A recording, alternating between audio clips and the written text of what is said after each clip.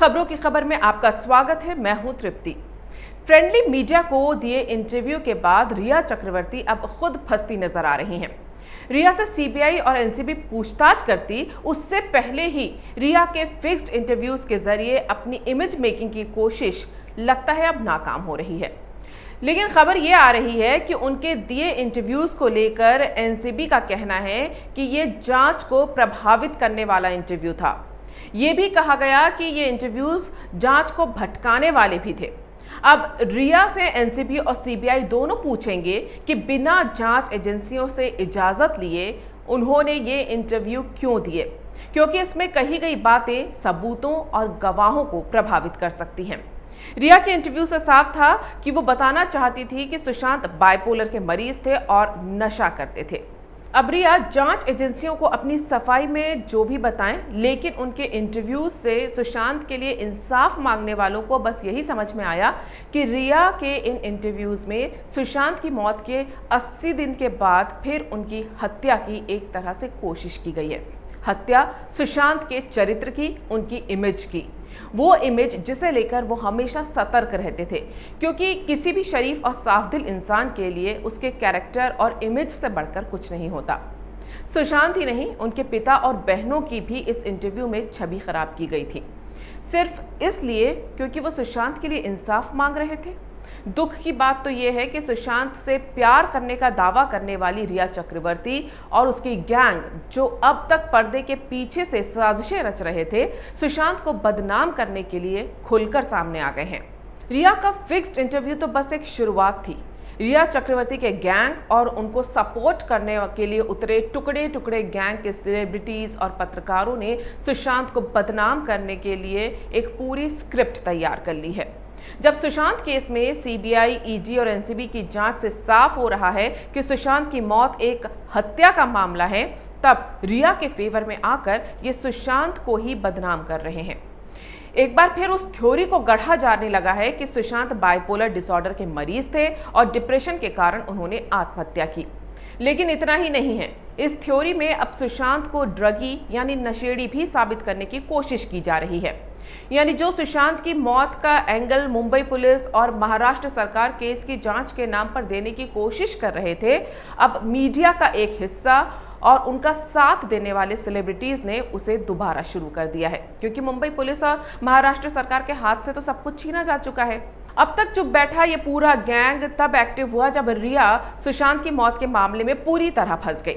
रिया का इंटरव्यू आते ही सबसे पहले देखिए सुशांत को लेकर किस तरह के ट्वीट्स किए गए।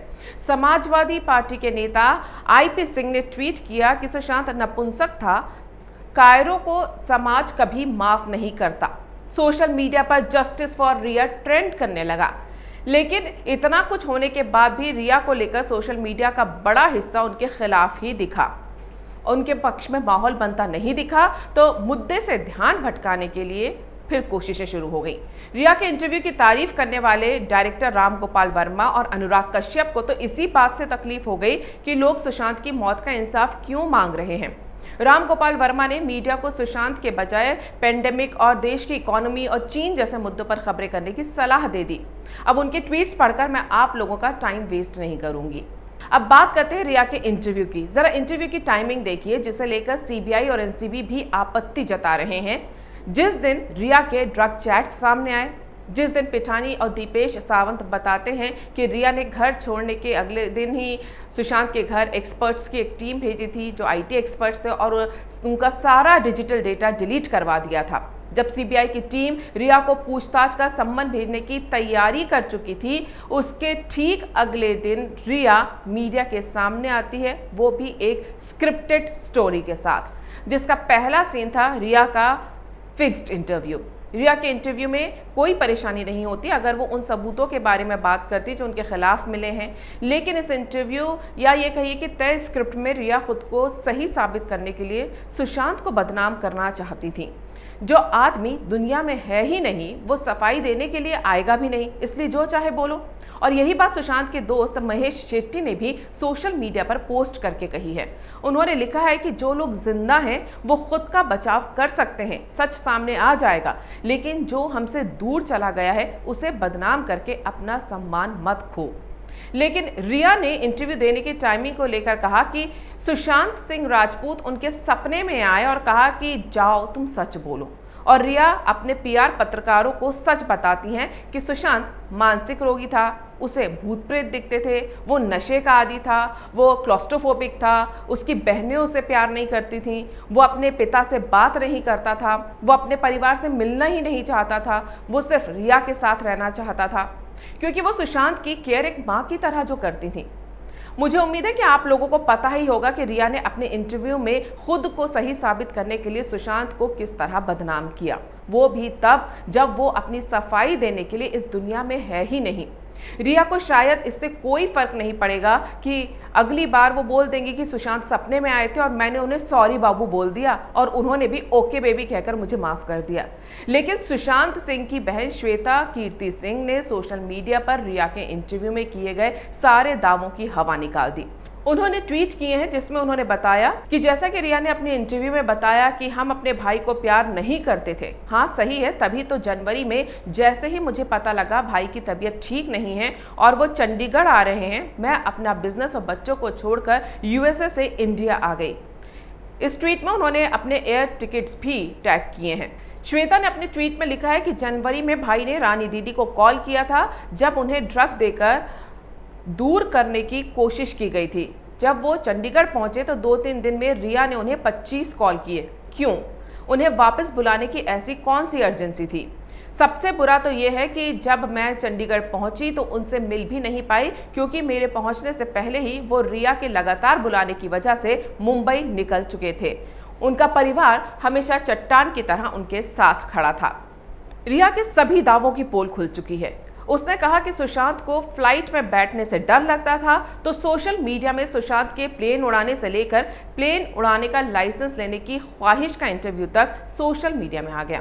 रिया ने कहा कि यूरोप टूर के दौरान वो पेरिस में 3 दिन कमरे से बाहर नहीं निकले थे और डिप्रेशन में थे, तो पेरिस की उनकी मस्ती करती हुई तस्वीरें और वीडियो वायरल हो गए जिसमें वो बेहद खुश और मस्ती करते दिख रहे थे। डिप्रेशन के मरीज तो कहीं से नहीं लग रहे थे। मतलब रिया के इंटरव्यू में दिए गए सुशांत की डिप्रेशन को लेकर दावे जो किए गए थे वो एक कच्ची दीवार की तरह ढह चुके हैं।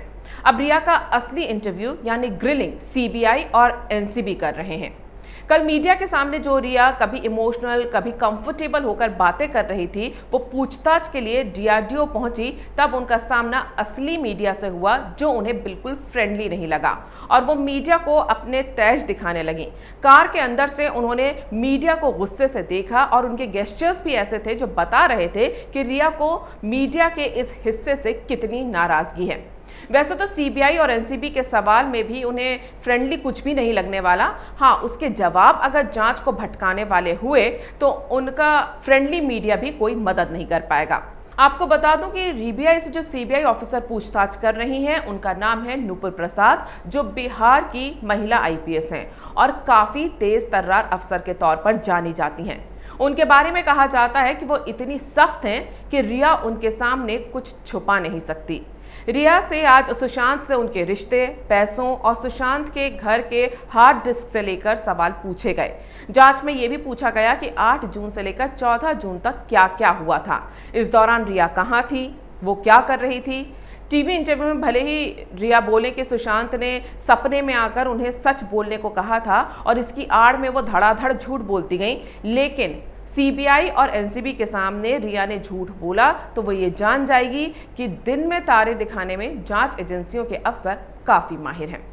अगर आपको ये वीडियो पसंद आया है तो इसे लाइक करें, शेयर करें और कैपिटल टीवी को सब्सक्राइब करें।